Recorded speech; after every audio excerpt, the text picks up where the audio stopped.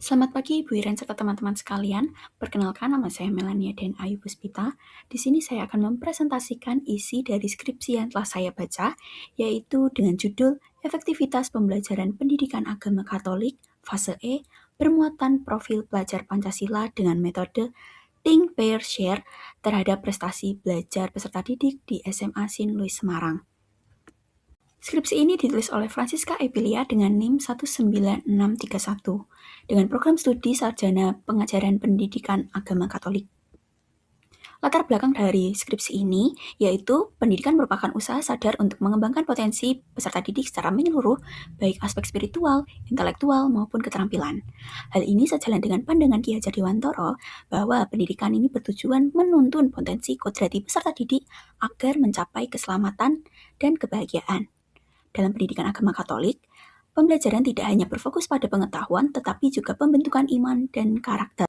Namun, dalam praktiknya, pembelajaran PAK ini masih belum optimal, dikarenakan siswa cenderung kurang aktif, kurang terlibat dalam diskusi, serta menunjukkan rendahnya kerjasama atau gotong royong. Hal ini berdampak pada rendahnya pemahaman dan prestasi belajar siswa. Nah, di sisi lain, kurikulum Merdeka menuntut pembelajaran yang berpusat pada siswa, mengembangkan karakter melalui profil pelajar Pancasila, serta menekankan kolaborasi. Kondisi ini menunjukkan adanya kesenjangan antara tuntutan dan praktik pembelajaran di kelas. Rumusan masalah dari skripsi ini, yang pertama, apakah terdapat pengaruh aspek gotong royong melalui penerapan metode Think, Pair, Share, berbantuan bahan ajar bermuatan P3 terhadap prestasi belajar peserta didik? Yang kedua, apakah terdapat perubahan prestasi belajar peserta didik setelah penerapan metode Think, Pair, Share? Yang ketiga, apakah prestasi belajar peserta didik telah mencapai ketuntasan setelah penerapan metode TPS berbantuan bahan ajar bermuatan P3? Tujuan penelitian ini menjauh dari rumusan masalah, yaitu yang pertama mengetahui pengaruh aspek gotong royong terhadap prestasi belajar melalui metode TPS. Kedua, menganalisis perubahan prestasi belajar peserta didik setelah penerapan metode TPS. Yang ketiga, mengetahui ketuntasan hasil belajar peserta didik setelah penerapan metode TPS. Landasan teori dari penelitian ini didasarkan pada teori konstruksivisme yang menekankan bahwa siswa aktif membangun pengetahuan. Kurikulum Merdeka menuntut pembelajaran berpusat pada siswa, serta penguatan karakter melalui profil pelajar Pancasila, khususnya gotong royong. Lalu metode Think, Pair, Share sebagai pembelajaran kooperatif yang memberikan kesempatan siswa untuk berpikir, berdiskusi, dan berbagi, sehingga meningkatkan keaktifan dan kerjasama. Hasil belajar dipahami sebagai perubahan kemampuan siswa dalam aspek kognitif, afektif, dan psikomotorik. Penelitian ini menggunakan pendekatan kuantitatif eksperimen dengan desain one group pretest post-test. Dengan subjek penelitian 30 siswa SMA Sin Louis Semarang.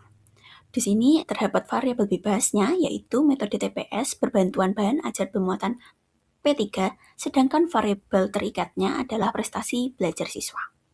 Prosedur dalam penelitian ini meliputi yang pertama, pretest untuk mengetahui kemampuan awal siswa. Yang kedua, yaitu perlakuan menggunakan metode TPS, yaitu Think, Pair, and Share. Lalu, post-test untuk mengukur hasil belajar setelah perlakuan.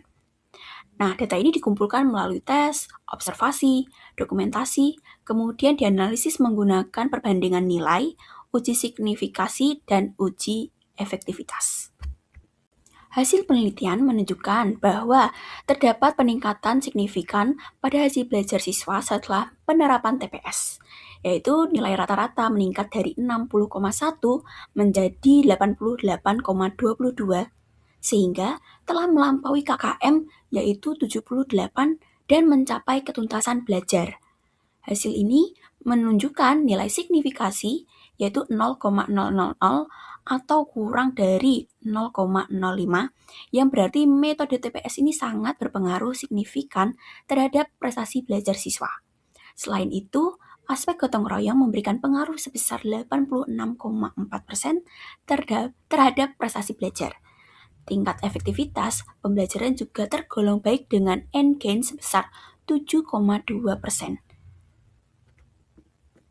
Berdasarkan hasil penelitian yang telah dilakukan, maka dapat disimpulkan dalam penelitian ini adalah sebagai berikut.